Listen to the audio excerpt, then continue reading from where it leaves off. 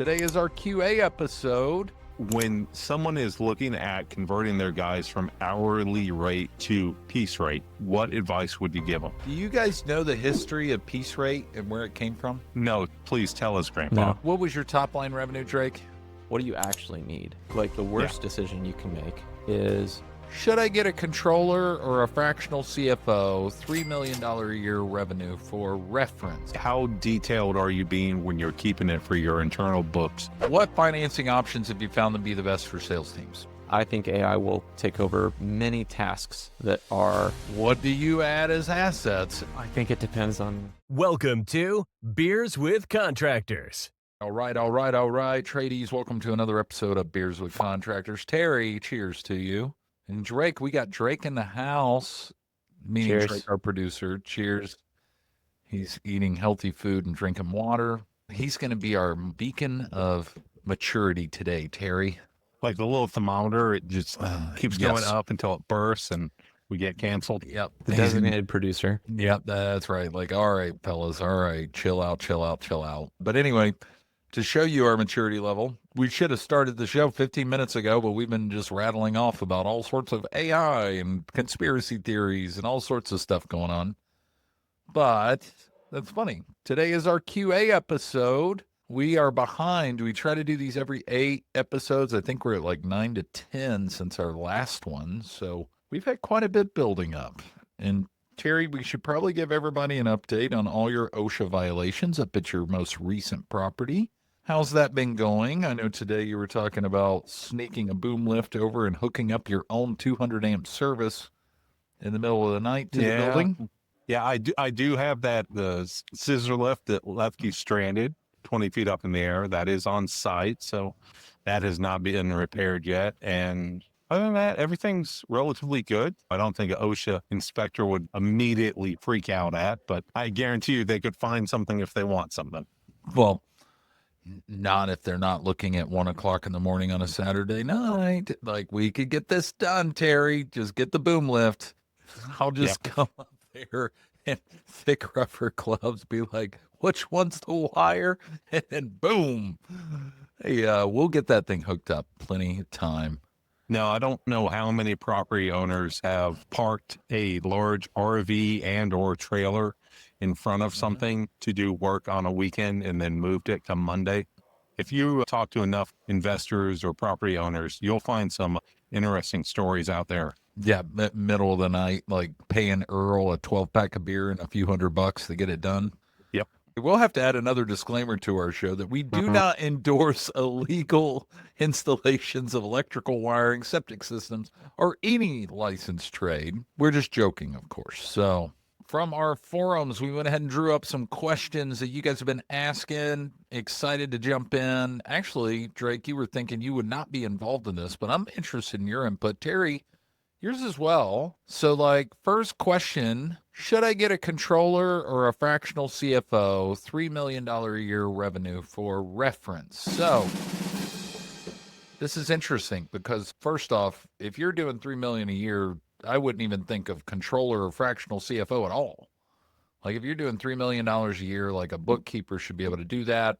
Find a consultant to review that every 3 months, and then off you go. Now, we didn't add our funny story. We had a quote-unquote controller at $4 million a year. That person wasn't a controller. We didn't even know what a controller was when we hired that person. And what we found is they made a total wreck of our books. So got to give credit to Sydney. She would not take her hands off of that role because it's so tied to the financials for the owner up until we hit 15 million. And then finally she found somebody who I would consider, even at 15 million, more of a controller than a CFO. CFOs, man, I've met some. They are awesome. They are high-level strategic, like, financial individuals. Like, they're an officer and they should be making very smart financial strategic decisions that are going to benefit the company in the long term. But even a company under, call it 20 million, CFOs should just typically don't see it unless somebody's being just a little gracious with their titles. But, you know, Drake, I'd love to hear this because in your business, I mean, what was your top line revenue, Drake? we weren't that big. We were a little less than $1 million, so we weren't that huge with the ISP. Yeah. So, I mean, who did the books there? Was it just you guys? I actually running? find doing books therapeutic, so I liked doing them. But I had a smart person guiding me who was my accountant was a forensic auditor for the IRS, and so he made sure I did things correctly. Mhm. But I agree with you on the size. Like, I think it depends on your skill set, but there's zero chance you should have a full-time employee as a controller unless, like, maybe you need some more financial discipline. But your bookkeeper should totally be able to handle that. And maybe you have, like, you're consulting with somebody who has a well-functioning business on how to make the quote-unquote CFO level decisions. I like finance, so that part was easy for me. Like, I knew how to manage my cash cycle. I knew how to manage my inventory turns. Like, I knew my break-even analyses. I knew all that stuff in my business. Well, I think the big issue here is not that like they need a controller or a fractional CFO. They need a bookkeeper, but they need sound advice for strategy, and they're not getting it. And Tam, that's the hard thing. Is just like, what should I do? And it's like Game of Thrones, you know, they're sitting around the table and they have the King's Council, right? Like Mm-hmm. a lot of us as contractors, like, no, we're out there slaying dragons. We're not good at knowing the numbers, you know? So we just need to be told. And that's where I find the shortage to be. But I mean, I've got fractional CFOs that I could hire on a whim for like a 6-hour strategic call twice a year. They are CPAs. They are not doing my taxes, but they can say, hey, this is what I'm seeing. This is what I'm advising you to do. And that's what they're paid for. Well, and there's, like, on that vein, like, when you're thinking about finance, it does come down to the advice like you're talking about, because you've got different types of CFOs. There's a CFO who's finance oriented, which is more making sure that they're going out, finding opportunities, figuring out how to finance everything. Or you have accountant, more accountant based, which is making sure everything is in order, that you are being appropriately conservative in what you're trying to put out there. And so that really gets down to what's the actual advice that you need, because your bookkeeper is not the person who's going to give you the advice, because they're just in the grind, in the details, doing the categorizing the transactions. And they can tell you maybe what is, but they're not going to tell you what is to come, which is really sounds like where they're trying to get at with this question. Yeah. Well, and Terry, I'm interested to hear about this from your perspective, because I know all of your commercial stuff. It's really a shell company for all your money laundering. But like, so hold on. If you don't feel comfortable answering this question, that's okay. But how many commercial properties do you have in your portfolio? Right now, we have 2 commercial. 2 commercial, but you got some residential too, right? Yeah, 6 residential. So, you know, it's interesting. We've decreased and increased units over the 15 years, and we've had this conversation. So I'll start off by saying, get an accountant, get a CPA to do your books and make sure to give you good, sound financial tax advice from the get-go. They are well worth the money. And then after that, make sure you account for all your business expenses and stuff like that. After that, when you start looking at bringing in what we would look at as a property manager to handle the day-to-day activities, if this is not your full-time job, for us, that number was 12.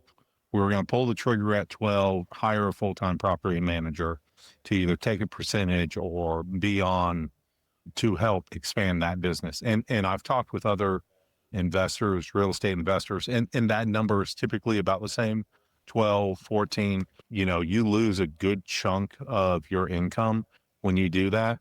But if you're someone like us, who this is a side hustle or something like that, it takes a lot of that time and gives it back to you for that expense. And it's well worth it. Yeah. Well, and that's what blows my mind, specifically to the contractors out there. And you know what, Drake? We should have Steven Van Kallenberg on. The guy has 800 doors across the country, and it's like, we have the skill set of fixing houses. We might as well diversify that skill set to real estate. And that's why I had that question for you, Terry, because I know that half of the invoices for wall repair is for you to hide your money in between the wall studs. But, we've had these conversations where it's like, yeah, there's a threshold.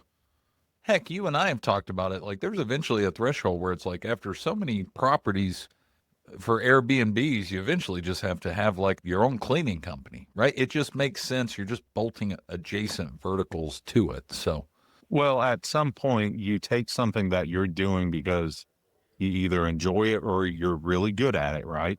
And you're turning it into a true business. And when you turn it into a true business, you have to put that infrastructure in place to really maximize your ability to be profitable in that market. And bringing people in at that right point does that for you. yeah. And ultimately, it comes down to, what are you buying? Are you buying information and expertise from somebody? Are you buying your own time back? Are you buying, like, it just is, what are you trying to optimize for? What do you actually need? Like, the worst decision you can make is, I'm not sure, but a person that I do not have a well-defined job description or problem that they are trying to solve, let me just throw a person at it. Don't do that. Figure out what you actually need. Don't add a full-time employee just because you're like, oh, this person will solve it. No, no, no. You need to be strategic about your hires. That's funny because it's like, man, I really hate bookkeeping. And man, I just want somebody to tell me how to make money. Let's hire a controller or CFO. That's what I typically hear in that. So I'm glad you mentioned that. So anyway, broad question, but we went deep on that one. So this was one that came out of a company in Texas this last few weeks, and we untangled this. This was kind of interesting. They're looking at implementing EOS, but two of the department managers are also owners. What do you see as a problem? So let me peel back the layers here. EOS, obviously, entrepreneurial operating system. We follow this with many of our businesses based on a book called Traction by Gino Wickman. Super powerful tool. However, in this instance, it's kind of interesting. The integrator, which a few episodes ago, if you didn't see it, check it out. We had my wife, Sydney, on. She's our integrator at my company. She's really running the show. Like, everybody answers to her. And she's, in the traditional core sense, CEO. Terry, stop nodding your head so hard. Like, it's not that, like, I still have say so in my own freaking company, Terry. Like, back off, bro. But in this instance, is like the owners are in sales and production sides, and then there's an individual that's the integrator that has no ownership stake, and all of that funnels up. And this is a big red flag because there's a lot of ego that comes with owning a company. You hold all the risk, you have the title, you're on the paperwork, like you're co-signing for stuff. And while that comes with a lot of maybe actual equity, when it comes to operational equity, like, no, we need systems, processes, we need expectations and accountability. And that has to come down from a traditional hierarchical organization. And that's got to reside in the integrator having full control, as well as to say, hey, I'm removing you from that seat, right? That's the biggest problem I see when we have owners. And I'm going to wave my hand here real quick because I'm really bad for this. When I have to move down the organization and sit in a seat for a while, I hate it. It's miserable. Yeah, because I know I have people above me that are technically my boss while I'm sitting in that seat. And that's the biggest problem with people trying to implement EOS is like, hey, you're sitting in a seat and it does not care if you own the company or not. It cares if you're in that seat, it cares that you do your job to solidify the vision of this organization. Period. That is it. That's the beauty of EOS. And it's really hard for people to strip off the title of owners when they're underneath people that are paid employees, but that's also putting their ego in front of the vision. And that's the biggest thing I see.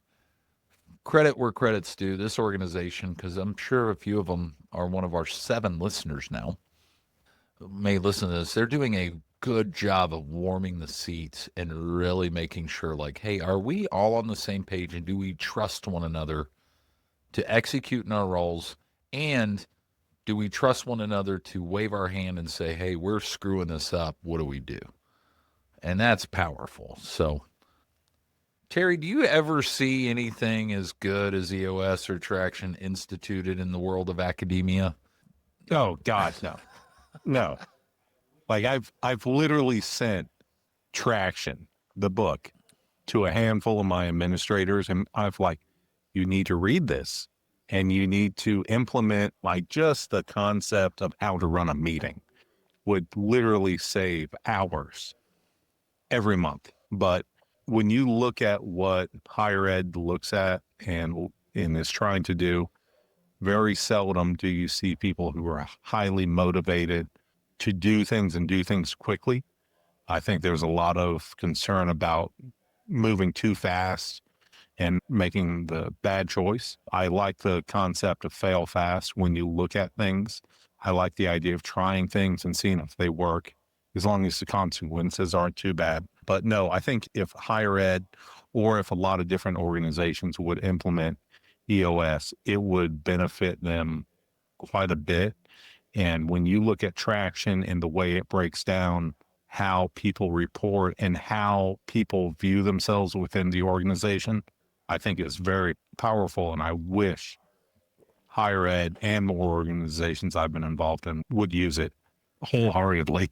Yeah, but you know what's funny about this? And granted, to any of you guys listening out there, we're not paid by EOS Worldwide or any of that stuff. I'm just a raving fan of it. But there's like over 170,000 businesses that run on EOS. And it almost bears to say, like, Terry, would they even entertain having like an EOS like class or course at a college or even a community college? Shit, I don't know. Hold on. I need to rewind. Let me take a sip of beer. I'm going to put myself in a 20-year-old state of mind. EOS, what is that class? It's about how to operate a business. Hell yeah, teach me how to make money. I would take that class. Like, Yes. there's not a lot of that. Well, do you guys have entrepreneurial classes right now? So they do. And what I'll say is working at different universities, and depending on if you have instructors who are still in the industry working full time or part time, or if you have true academic instructors who are stepped completely out of industry and truly just in education. What you need to see is if as soon as a faculty member steps out of industry and steps into education, their information, their knowledge times out if they're not cautious. They have to ensure that they are staying current with the trends in industry and the practices in industry, and that's not easy. Half the time that I'm sitting or I'm listening to you or listening to Sydney or listening to any business oriented folks, I am making sure that I'm learning about the newest processes and what you all are doing. You had a consulting call a few weeks ago where you were taking an organization through a change and encouraging them to go through Traction and employ EOS within their organization. And what that does is that changes so many aspects of the relationship that the owners have with that organization. And it changes it for the better, but it takes the person out of it a lot and puts the organization front and center. And that is very powerful, but that's a hard thing to do. I don't know if higher ed would ever do that, but we need to make sure that we are teaching students how to run businesses. And there's a lot of young people out there who want to be entrepreneurs. We just have to give them the tools to do so. Yeah. Well, I got to tell you, man, it's good for my stress management. Honestly, if you're a business owner out there and you're frustrated with like the stress of the day to day and the rapid phone calls from, people every which direction, like EOS has been, there should be a case study. And Drake, maybe we put this into our AI bots. There should be a case study researching like the benefits of mental health for EOS. Next disclaimer, still, I'm not paid by EOS Worldwide to say this. Like, I am genuinely a fan of it. And it's also like, it's a lifestyle. I hate to say it's like, if I woke up and said I'm vegan, like, I'm going to have to commit to it and it's vegan. I'm never going to be perfect. But, there's plenty of rice and barley and hops in this. That's vegan, right? It's also healthy. Yeah, that's all EOS is, man, is you never get perfect at it. You just that's a lifestyle, man. It's a muscle. It's got to be flexed. So anyways, all right. For all the people that clocked out on EOS talk, we just need to have Jonathan back. Oh, by the way, if you want to learn more about EOS, just go back to our episode with Jonathan Nielsen. Jonathan's one of my favorite people. So, all right. Like, what do you add as assets? And I actually debate back and forth on this stuff. Like, for example, I have equipment in my warehouse, and I've got generators that are like $2,500 to $3,000. We debate back and forth on like at what dollar value do you stop adding things as an asset? And I would love to hear your take on this, Drake. So hear me out. Okay, so we know a vehicle depreciates, certainty equipment depreciates, but hell, we're getting to the point with inflation, like some of these tools are like $2,000 and they should be considered assets. And I hear people out there all the time saying anything over $1,500 to $2,000, we just put it in small tools and we expense it on the profit and loss as an accrual expense. We do not put it in the assets on the balance sheet. So, Drake, what's your take on that? Tradies, running your small business can be demanding. You got suppliers you got to work with. You're managing crews. Hell, you're chasing sales. It's a lot to take in. Listen, if you want to grow your business, you got to stop working in it and you got to start working on it. So that's where my friends at Foundation Rescue Supply come in. You're not just getting foundation repair products and waterproofing products and air quality control products. With their nationwide distribution, you're getting a partner who knows how to help you scale. And that's why I use them. The Foundation Rescue Supply team has industry knowledge that'll help make your life easier. You get the tools, the trainings, the systems that you need to move the needle. You want your sales team to close more leads? Done, because they have the proven process for that. You need your crews to work smarter, not harder? Done. Their installation training will get you out there and rocking and rolling in the field. With Foundation Rescue Supply, you're not just buying materials here. You're buying a better business system that they have helped create. And you sell more, you install more, and you grow your team. So the bottom line is this: you get best industry pricing, you get field productivity on track, and you get more revenue out of everybody on your team. So this is your chance to step up, scale up, and thrive. If you are ready to make that happen, head to foundationrescuesupply.com, check out their catalog, and speak to my friends, their team, how you can take beyond the products with your company with Foundation Rescue Supply. I think it depends on the expected life and the ease of keeping track of all of that stuff, right? So like, what's your expected lifespan? If you got something that's, is it going to last a couple of years? In our world with the ISP, I did not have tools that were going to last that long, and most of our equipment was less than the $2,000 threshold. I think it really depends on, once again, how much things are, what the lifespan is, and how are you going to track it? Because if you're not going to track it, like, it depends. What's the level of your finance arm? Yeah, well, and this is a CPA answer here, but I'm also looking to be very clear, I want to give a real case study here as a business owner. We just transferred a lot of our technology for our outside sales team to tablet models, okay? So they're sitting on tons of laptops. We have a massive surplus of laptops and portable printers now. And I know for a fact, just like televisions, like those things are going to be worth less and less every day rapidly. So it's like, I'm not going to put those on my balance sheets. It's like, now, to be clear, out of all the laptops and all the printers that I have sitting there, I probably paid a good $15,000 to $20,000 for them. And it's like, man, I want those to be an asset so bad, but they're not. They're so rapidly depreciating that it's just like, it's not even worth the bookkeeping time. Just sell them, move them over. They shouldn't even be on the balance sheets. Do you agree with that, Drake?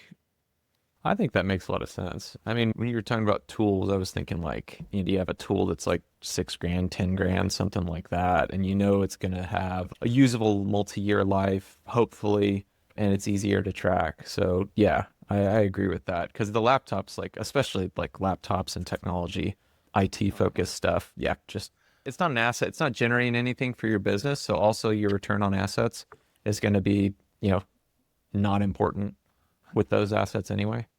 Boy, this is just a Q&A with Drake now. We're going to keep driving down into this, Terry. And Terry, actually, you could relate to this. So, like, He's got more. He's got assets. yeah. Well, it's funny. I'm looking at our show notes here. He knows. He knows about depreciation. And to our listeners out there, just to be clear, we share this document where we share notes and questions. And Terry wrote, "What do you add as ass to your sheet?" On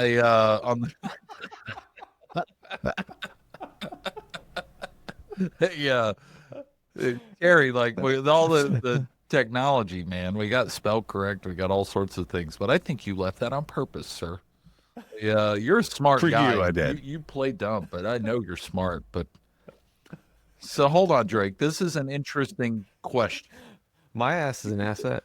Yeah, damn right it is. This show wouldn't exist, But it's without you, buddy. depreciating greatly.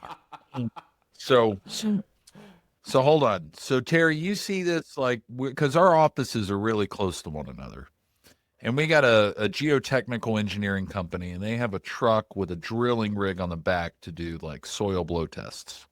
Just like my trucks have equipment in the back that are bolted to the floor of those trucks. So Drake, my question for you is, I mean this genuinely as a curious question. So when that equipment is bolted to another depreciating asset, what does that do to the depreciation charts on the balance sheets? Are they combined or are they separated? Because I can unbolt things and move it to another truck, but like, how does accounting view that world? I think if you ask 10 different accountants, you're going to get at least 6 different answers. Cool, because I have my opinion on it, Yeah. and I think they should be completely separated. And the reason being is like that drill rig, and Terry, you probably know this a little bit more from your perspective of dealing with boom trucks with pole climbing and high-end electrical. Like I can unbolt everything. We just did it a few weeks ago. We unbolted everything out of a truck that was 5 years old, put it in a brand new truck, and it is running. But some of that equipment's like $20,000, so we have it on our balance sheets. It's a function of the value of the equipment. Like it's the same thing as, with any of the rentals we have. If the CPA will say, did it cost over $2,500? And if it did, what is the expectation of its life, right? Because they're going to want to depreciate it out. A lot of that stuff, if it can be moved from one serviceable unit to another, it has its own independent depreciation schedule associated with it until it runs out. So I would say anything over $2,500 on that rig that could be easily moved. Yeah, I think that easily Drake. moved part is a big deal. You can buy the trucks that don't have a bed on them and then you put your own bed on it. I'm not going to depreciate those differently after it's already been modded to have the bed, the industrial bed put on it, right? But if it's a tool that's just strapped to it, right? So I'm a welder and I have a welding rig on the back of my truck. That can be moved pretty easily. It's not considered one with the vehicle. But if I have an engine, let's just say like an engine lift or something like that on the back of a truck that's like pretty solid on it, I might consider those two things differently. And that's just the best example I can come up with on the fly. Yeah, no, like I don't set the boxes on my box trucks as an asset value. It's just lumped in. But I mean, hell, if anybody's got some suggestions in the comments, throw them in the comments. Like I'd love to hear your opinion on it. This is something I feel kind of naive to as well. But Ooh, we need we need to find a CPA for the podcast. it'd be the most boring episode ever, but it would be so important. Like, I mean, God forbid, like we all need it. And I want to be very clear out there. I love strategy around accounting, but like the tax world is just so confusing. I mean, I don't know. You probably know, Drake and Terry, like things like 6,000 pages now. Like there's a lot of stuff in there. And Yeah. that's just personal stuff. Like it had been doing it into business taxes. But anyway, all right. So we made it through 2.5 questions for today's episode. Let's crank it. Let's go, boys. You can tell we're not paid for performance. Rapid fire. Here. We are paid by brewskis. So We'll pay All for right. quality. all right, let me filter Not through here. quantity. What kind of question we got? All right. Oh, I love this one. I'm going to skip down to this one. How detailed do you get with your proposals or estimates? Do you break down labor and materials? No. Hell no. Why? No, I don't do that. And the reason I don't is because, if you did that, you need to break out your indirect overhead. And let's just be honest, I love customers, but they just don't understand indirect overhead and the business expenses as a whole. But to anybody arguing back and forth on this, and sorry, Dad, if you're listening, he's one of those. He breaks down every little nut and bolt in every estimate. Is like, just keep in mind, a customer has a problem to solve. Solve the freaking problem by saying, I solved your problem or will solve your problem. Here's exclusions and details in the notes. But here's the price. If you want that problem solved, I will do it. Here's the number. As contractors, that's what we need to do. Now, we had a great episode back in the day with an attorney where it's essentially a contract says terms, acceptance, and consideration. A contract means those terms. It does not say that you have to provide a financial profit and loss to the customer, because here's the news. Most of them don't own businesses and they don't understand it. But they're going to nitpick materials and labor and all that because they don't understand. You have bookkeeping fees, you have marketing fees, you have vehicle expenses, you have taxes, you have insurance.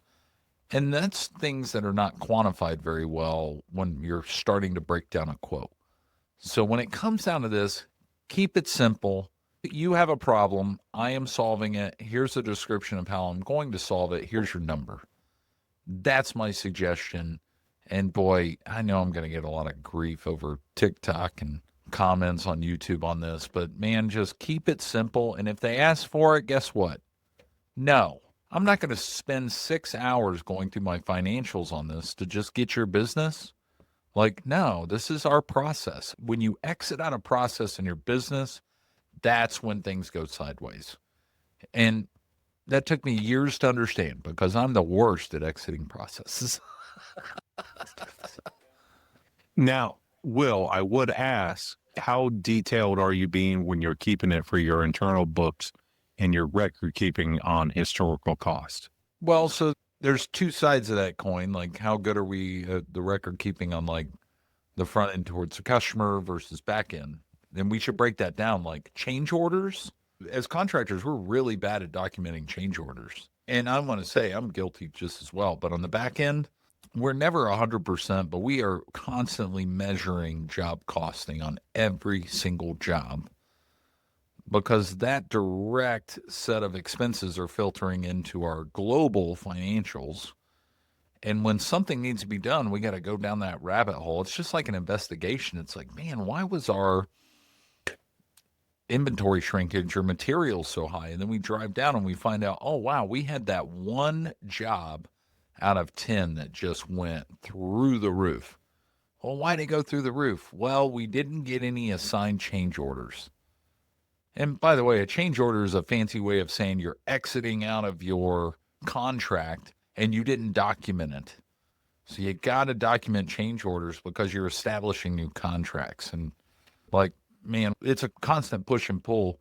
Actually, back to the good bookkeeping question that we started with. If you don't have job costing down in your business, man, get somebody to start working on that because you got to figure out where this stuff's going. Materials, after tariffs and inflation, they're expensive. And it just blows my mind. It's like, well, we'll just throw the Lowe's receipts over there in the shoebox. We'll sort it out next year. I keep apologizing about this, but if you're listening to that and you're like, shit, that's me, don't worry, I've been there. Like, hell, I think I'm even a little bit there now. And that's where inventory shrinkage comes in. And your P&L, if you don't have inventory shrinkage, put it in there because that's where like everything goes where it's like, we don't know where the hell it is. That's a number you should measure, kind of like your cholesterol or anything else in business, meaning your personal life. You should know what your blood pressure is if you're worried about your health. In business, you should know what your inventory shrinkage is if you're worried about making your business more healthy. So did I just go off on a tangent, Terry? How do you feel about that question? Well, I feel like we keep diving into these accounting questions. I want to beat my head against the wall. But then again, I see some of these questions around sales, and I'm like, do I want to go down that rabbit hole? Like, you look at it though, like, seriously though, if you're doing the line items, on line item question, don't put anything on there that you don't want to get a question on, I know, right? right? And it's like, if you can upsell them on it and you have a better thing that you can sell them, right? If that's a part of your business, be like, well, we gave you the base level because that's our standard package and you can upsell them on. Okay, fine. But they're just going to ask questions. Yeah. And like the people who are the most detailed tend to be the people who want to be right and they want to show that they were accurate and took everything into consideration. So it becomes like I look at how good I am at this. But it's not usually the person who understands people. Yeah. Yeah. Man, that's it. All right. So, oh, damn it, Terry, you got a side quest? What side quest you sending me down now? No. I was trying to move us to the next question, you big dumb idiot. I was going to say, to that point, when someone is looking at converting their guys from hourly rate to price rate or piece rate, what advice would you give them? Oh man, the old piece rate deal. So, okay, hold on. Do you guys know the history of piece rate and where it came from? No, please tell us, Grandpa. No.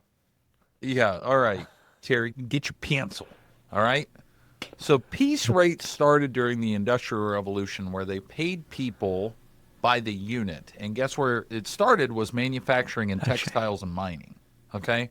So it's very common in construction that we see piece rate all the time. However, what was different during the Industrial Revolution versus now, right? Labor laws, we have OSHA, we have safety stuff, we have fair wages and earnings. Like, there are so many contractors out there paying piece rate and not doing the very basic of tracking hourly and overtime. And I don't want to confuse piece rate with subbing. This is in-house employees being paid piece rate. And if you are not tracking hourly and overtime for piece rate, dude, your business is in hot water. It only takes one disgruntled employee to get you in hot water by not tracking those things. Now, granted, the plus side is piece rate, employees love it. Good employees love it. And they love it because it's like, hey, if I can install it by this time and I get done in half the time, great. We see this in the automotive industry. We see it in manufacturing. We see it in construction. Employees love it. The big thing is employers in construction don't have a good way to track it. And by the way, I think I said this a few episodes ago. I think everything came from some Italian merchants in Italy. I can say with confidence that piece rate did not come from Italian merchants in the Mediterranean. It came from the Industrial Revolution in good old USA. The only problem is we've changed so many labor laws here that, like, if you're doing piece rate, and we see it all the time, like, dude, there's some boxes that have to be checked there. So I didn't see that on our questions, and I'm glad you brought it back up, Terry, because I'm now, what are the notes here? Am I going on a tangent? I think blended, right? Like the blended incentive structure makes way too much sense. I've done both on different types of businesses, piecework versus hourly. I think it depends on how concrete the job is. Like in some creative industries, you will see piecework done over hourly just because artists get all up in their feels about how long it takes to design a logo. And in that case, you don't necessarily want to pay them hourly for it. You'd rather just get it done. That's why I like your app, because I think it makes a lot of sense to just blend it and align the incentives correctly so that people feel rewarded when they do a good job. Well, I mean, let's just add some context to this. Sorry, Terry, I'm pouring a tall one for this one because I'm going to lean on you. Well, you know what's interesting, Will, is I was talking with this buddy of mine, right? And he's a exceptional operator and great fabricator. And we were talking about the price he was charging me for some work he did. And he threw out a price and it was more than fair, right? I'm not paying for his time. I'm paying for the result, right? It's that same concept that you had, right? I'm paying for the job to get done. I'm paying for the fix, right? I don't care if it takes him 10 minutes or 10 hours. The price that he quoted me to fix my problem was worth X amount. So as long as the problem is fixed, I will pay X amount. I don't care if he made 5%, or 50%. That doesn't concern me. So I think that's when we as customers out there need to look at professionals doing work. We are paying for the outcome. We are not paying for their time. Yeah, well, if you back up from it a little bit more, you got a few models here, and let's just define them and put them in a box, okay? So you have salary. So salary means I'm going to pay you consistently the same amount, and my expectation is you're going to do so much work. So how well does that work in government? You guys, how do you feel about it, right? Like it's like no, like if I'm guaranteed a paycheck, like I'm going to do the least amount of work possible, right? Mhm. Okay. So this is the other thing, hourly. Hourly pay is a broken model. It always has been. It incentivizes take as much time as necessary because you are the recipient of taking more time. And this is why I debate that it's a broken model. It incentivizes the employee to take more time away from their family, force themselves into overtime, and then drive just higher cost in an organization to make sure that a job doesn't get done on time. They're incentivized to do it. And this is not like out of hate of the employee, it's psychological security. They need to have food, water, shelter. So they're going to take as much time to do it to get that money to pay for that stuff. So the hourly system is broken. Now, piece rate is a solution to it, but you have a litany of compliance issues involved with that. And that's a major problem. So that's where like performance pay comes in. You just marry those two up and boom, you keep people compliant. Employee loves it. Customer loves it because they're getting jobs on time. Business loves it because their costs are reduced. I mean, it's just like it's 2025. The hourly model is broken and it's done with. Like, so we got to move on and move from it. And we're already seeing these inefficiencies with those three different pay models that like, it's like, damn, if you put the government on performance pay, man, we get some shit done. Like, dude, like, hey, you do not get your paycheck unless we meet budget and have a surplus. How quickly do you think things would turn around? And I know we're not a political show, but like owners, we're wired that way. Owners of our businesses, we're wired to be like, hey, I do X, I need to do it more efficiently so I can get Y. And we're giving ownership in little micro doses to our employees with performance pay. So, Will, as an educator, you have no idea how proud I am that you referenced Maslow's hierarchy of needs in your last rant. And I don't even know if you know that you reference Maslow's hierarchy of needs. But I'm very proud of you. I could almost give you credit for a class right now. We should create like Terry and Will's hierarchy of needs. Beer, air, and Drake not giving a shit we're gonna about get our canceled. microphones. You know, I thought it's performance pays a hierarchy of incentives. yeah. I mean, I can tell you, man. Sorry. That gets on my high horse. Hey, let's rock it through some of these. We're running long. I could check a few boxes here. Sorry, I didn't even see the show notes. I got in such an ADHD tangent. All right, let's mark this one off the list. What financing options have you found to be the best for sales teams? So I want to be clear. This is real simple. If you have a customer that can afford a 12, 24, 48-month zero interest plan, they already have the money to pay for your project. They're just using money over here to pay for it because they can make money. So we use a lot of 10-year plans. And the reason being is because like most of our customers are Gen X or boomers right now. Most people don't realize like the household savings currently for a Gen X is like $40,000. So if you're selling a ticket around $20,000 to $40,000, guess what? They can't afford it. You might as well assume all of those customers need financing. And it's not a value issue, it's a monthly installment issue. Tons of cool stuff coming out of Green Sky there. So for some of you companies out there offering like 48 to 60 month zero financing, like you're doing it wrong. And you should just be installing installment plans. The company would save a ton on contractor fees. And really, it's just poor identification of what your customers' needs are. So like take a dissection of what you're doing in your company and figure that out. Oh man, I don't even want to get into this one. Lead generation, what's sites, Angie, Porch, Thumbtack, Yelp. I hate them all. But most of our stuff, Angie's and Home Advisor, we still pull a lot from that in our organization. But they're probably 5% of our lead flow right now. All right, another quick one. How much are we spending on van wraps? Well, I would like to preface this by saying that you need to get new van wraps relatively soon because your wife, Sydney, is standing next to someone who does not look anything like you on that van right now. my answer would have been totally different before you said that, bro.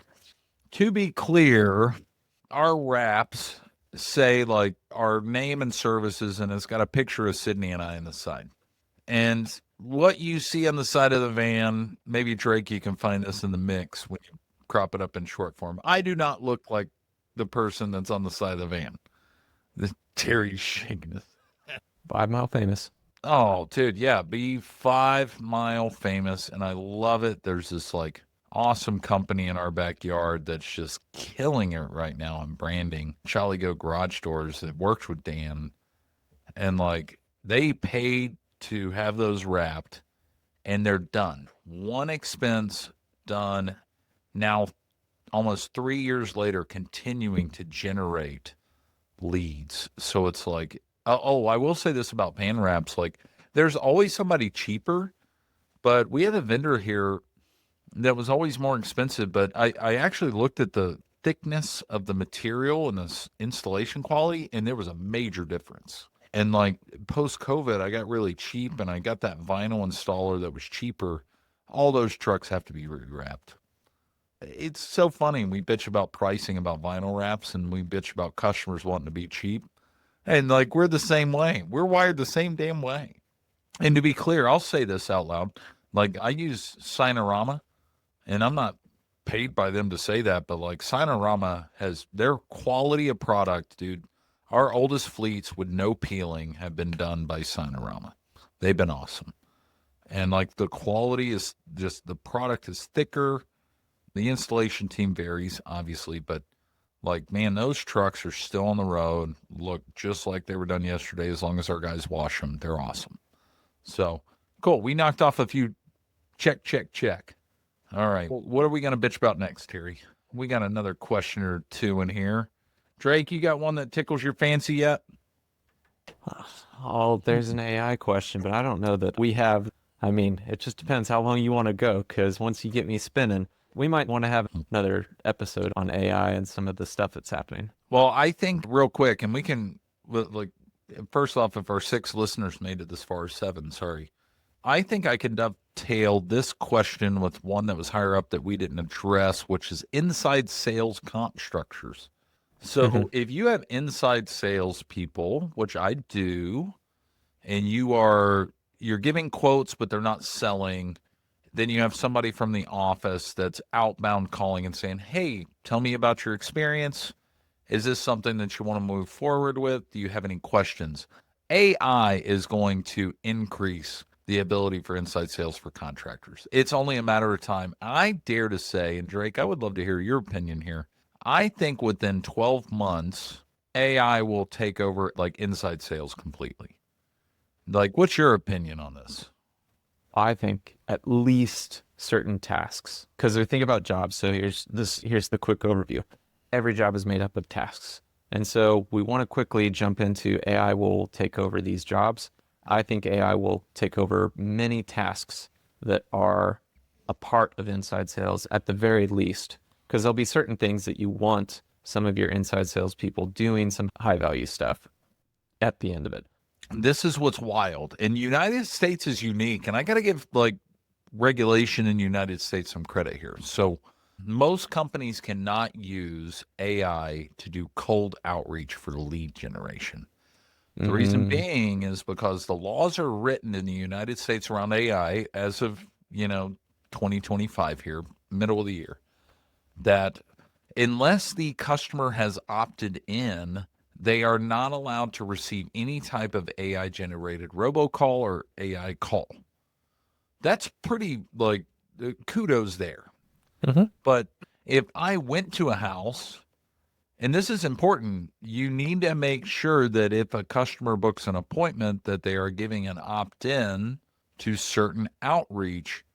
If you have 4,000 appointments in a given year, you need to make sure that that person opts in to being able to have outreach from an AI operator, which some of the AI case studies or use cases that are used are really cool.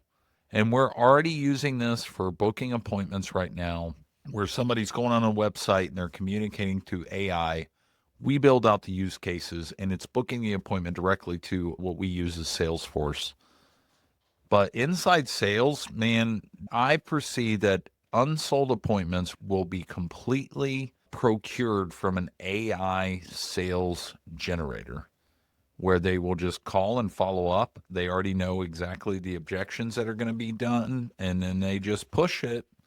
And then eventually somebody takes it from there, and boom. Now we've taken somebody that we have to make sure they show up. They have to make sure they make the phone calls. How are they handling the objections? All of that. And we're just putting it in AI. And I think it's going to blow the top off of home service businesses. And that's where, like we talked before about knowledge work versus like doing the work in AI, like that's a perfect integration. If you can get a home service company that's making repairs of property, fully integrating AI, like that's a great case study right there is inside sales. So I think that there's a lot that'll be done in that realm. In fact, I'm sure somebody's already doing this, but when you guys were reading off the leads, I remember some of the things that you had said about lead gen and how frustrating they were and how you had to call them right away. And like my first thought was, well, it would make sense as soon as a lead comes in to just have AI, if they've opted in. I don't know how those terms and conditions are written, but a lot of times if you're calling them because they're a lead, that means they've opted into something, which means you could probably AI auto dial any leads from any of those places and do, double dial text or something like that. oh man, it's wild. It's all about use cases and building them out and then, let it automate those tasks. So anyway, Terry, we have had a full day of technical difficulties, funs, laughs, a few pitchers of beer. Drake, we got to have Drake on.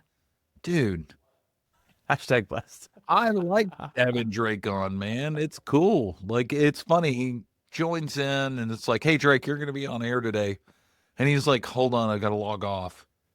And I'm thinking he's going to get his nice camera out. He literally logs back on in 30 seconds and he still looks 4K. And it's like, dude, like for Terry and I, that'd be like a 20-minute stretch. We got to go back to the kegerator. Like, Well, you got to imagine no one's messing with his stuff. Like his setup, dude, no one's touching it. so efficient, man. Anyway, to all you guys out there, we appreciate it. We ran long. We did not get to all of your questions, but keep them coming. We'll try to get more discipline on getting on these Q&A episodes. But otherwise, we appreciate you guys. Be sure to like, subscribe, hit that notification button, and we'll see you guys next week on Beers with Contractors. Cheers. See everybody. And that's a wrap for today's episode of Beers with Contractors. We hope you enjoyed our chat as much as we did.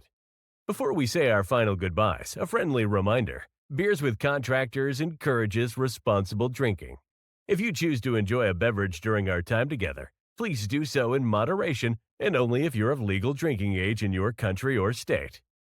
Furthermore, the advice and insights shared in this podcast are for informational purposes only.